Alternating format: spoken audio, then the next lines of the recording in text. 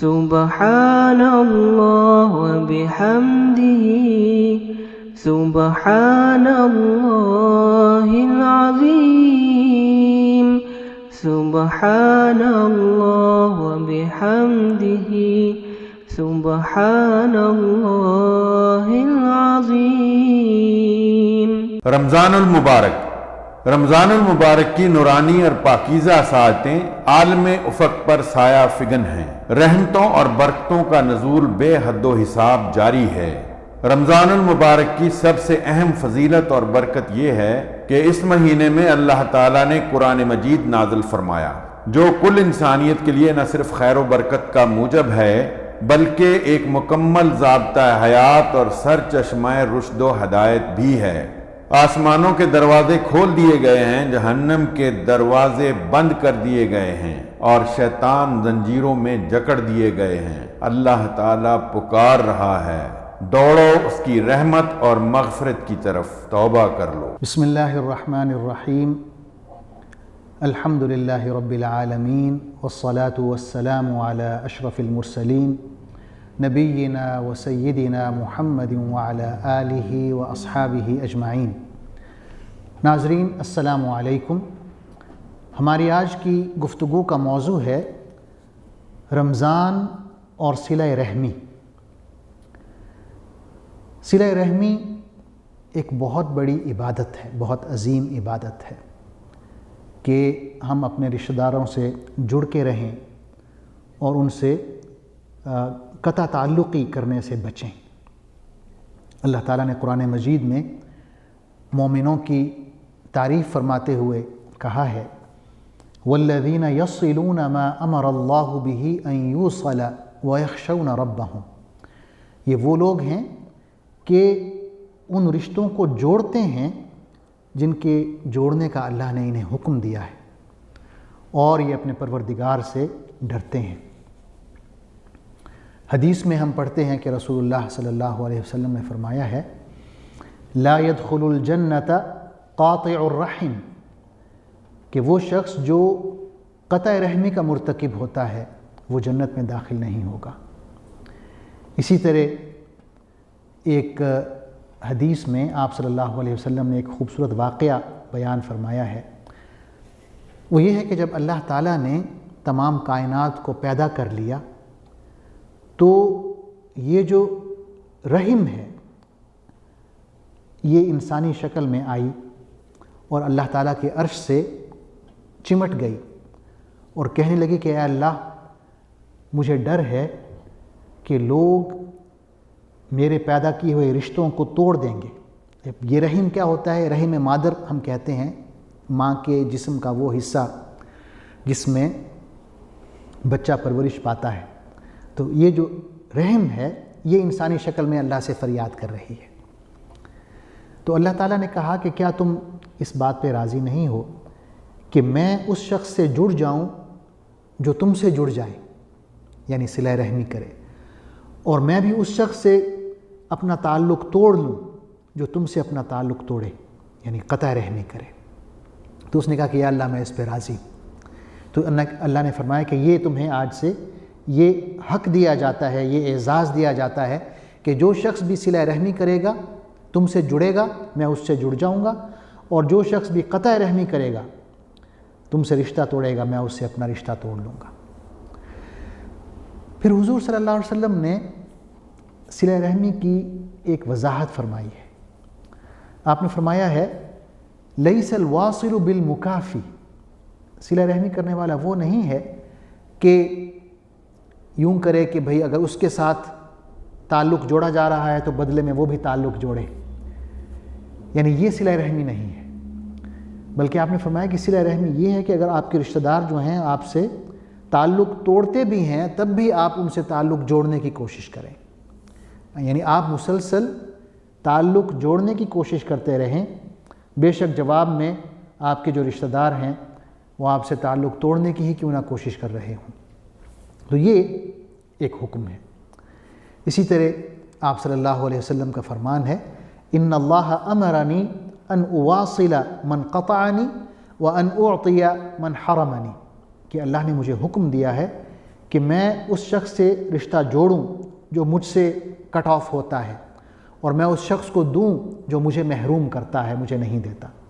تو یہ ایک بہت ہی اعلیٰ مرتبہ ہے صلہ رحمی کا، کہ ہم جڑنے کی کوشش میں لگے رہیں، اگلا بندہ جو ہے بے شک قطع تعلق کرنے کی کوشش میں لگا رہے، اور یہ بھی کہ ہم اسے مسلسل دیں۔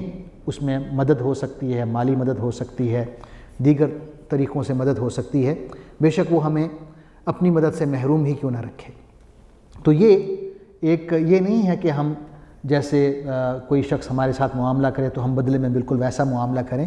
آپ صلی اللہ علیہ وسلم نے فرمایا کہ یہ صلہ رحمی نہیں ہے۔ ناظرین، رشتہ دار تو بہت ہیں، تو سوال یہ پیدا ہوتا ہے کہ ہم کہاں سے شروع کریں؟ تو قرآن و حدیث کی روشنی میں جو سب سے قریبی ہمارا رشتہ ہے وہ والدین کا ہے، تو والدین سے ہم شروع کرتے ہیں۔ قرآن مجید میں اللہ تعالیٰ فرماتے ہیں وَقَضَىٰ رَبُّكَ أَلَّا تَعْبُدُوا إِلَّا إِيَّاهُ وَبِالْوَالِدَيْنِ إِحْسَانًا، کہ تمہارے پروردگار نے یہ حکم دیا ہے کہ سوائے اس کے کسی اور کی عبادت نہ کرو، اور یہ کہ والدین کے ساتھ بہترین سلوک کرو، احسان کے ساتھ ان سے معاملہ کرو، ان سے برتاؤ کرو، اور بہترین سلوک سے پیش آؤ، یہ ان کا حق ہے۔ بعض دفعہ یہ ہوتا ہے کہ کسی کی والدہ نہیں ہوتی، تو اس میں پھر آپ صلی اللہ علیہ وسلم نے فرمایا کہ اگر والدہ موجود نہ ہو تو پھر خالہ جو ہے وہ والدہ کی جگہ لے لیتی ہے۔ اسی طرح اگر والد موجود نہ ہو تو پھر چچا والد کی جگہ لے لیتا ہے۔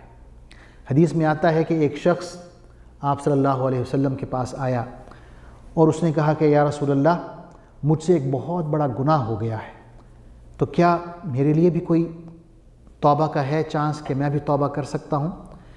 تو آپ صلی اللہ علیہ وسلم نے پوچھا کہ کیا تمہاری والدہ زندہ ہے؟ تو اس نے کہا نہیں۔ پھر آپ نے پوچھا کیا تمہاری کوئی خالہ موجود ہے؟ تو اس نے کہا کہ جی ہاں میری خالہ ہے۔ تو آپ نے فرمایا کہ آپ اپنی خالہ کے ساتھ حسن سلوک سے پیش آئیں، ان کے ساتھ صلہ رحمی کریں، اور یہ جو نیکی آپ اپنی خالہ کے ساتھ کریں گے اس کے عوض اللہ تعالیٰ آپ کا وہ جو گناہ ہے وہ معاف کر دے گا۔ تو یہ صلہ رحمی کی برکات ہے۔ ناظرین، یہ جو صلہ رحمی ہے اس کی اہمیت کا اندازہ ہم اس بات سے لگا سکتے ہیں کہ یہ نبوت کی جو ابتدائی تعلیمات ہیں اس میں شامل ہے۔ ایک بہت ہی مشہور حدیث ہے، راوی ہیں حضرت عمرو بن عبسہ، یہ کہتے ہیں کہ میں رسول اللہ صلی اللہ علیہ وسلم کے پاس اس وقت گیا جب آپ نے ابھی دین کی دعوت کا کام شروع کیا تھا۔ آپ ابھی مکہ میں تھے اور یہ جو دین کی دعوت ہے ابھی خفیہ طریقے سے ہو رہی تھی۔ تو میں آپ صلی اللہ علیہ وسلم کے پاس گیا اور میں نے پوچھا کہ آپ کیا ہیں؟ تو آپ نے فرمایا انا نبی، میں اللہ کا نبی ہوں۔ تو میں نے کہا کہ نبی کیا ہوتا ہے؟ تو فرمایا انا رسول اللہ، کہ میں اللہ کا رسول ہوں، مجھے اللہ نے بھیجا ہے۔ تو کہتے ہیں میں نے پوچھا کہ اللہ نے آپ کو کیا تعلیمات دے کر بھیجا ہے؟ تو آپ صلی اللہ علیہ وسلم نے فرمایا قال بأن يعبد الله وتكسر الأوثان وتوصل الأرحام بالبر والصلة، کہ مجھے اللہ نے یہ تعلیمات دے کر بھیجا ہے کہ صرف اور صرف اللہ کی عبادت کی جائے، بتوں کو توڑ دیا جائے اور نیکی کے ساتھ صلہ رحمی کی جائے۔ یعنی یہ جو صلہ رحمی ہے یہ توحید کے بعد آ رہی ہے، پہلے توحید کا ذکر ہے اور شرک کی نفی ہے، اس کے فوراً بعد حضور اکرم صلی اللہ علیہ وسلم نے صلہ رحمی کا ذکر کیا ہے۔ تو ناظرین، رمضان المبارک ایک بہت ہی اچھا موقع ہے کہ ہم اپنے ناراض رشتہ داروں کو منائیں، عید الفطر کے موقع پر انہیں ہم تحفے بھیجیں تاکہ یہ دل کی جو کدورتیں ہیں، نفرتیں ہیں، جو غصہ ہے یہ ختم ہو، کیونکہ آپ صلی اللہ علیہ وسلم کا یہ بھی فرمان ہے تحادو تحابو، کہ آپ ایک دوسرے کو تحفے دیں، ہدیے دیں، اس سے آپ کے دلوں میں محبت بڑھے گی اور نفرت جو ہے وہ ختم ہو جائے گی، ناراضگی ختم ہو جائے گی۔ اللہ تعالیٰ سے دعا ہے کہ رمضان المبارک کا یہ موقع جو ہے اسے ہم ہاتھ سے نہ جانے دیں، اور اس موقع کو غنیمت جانتے ہوئے ہم صلہ رحمی کریں اور وہ رشتہ دار جو ہم سے ناراض بیٹھے ہوئے ہیں انہیں منانے کی کوشش کریں۔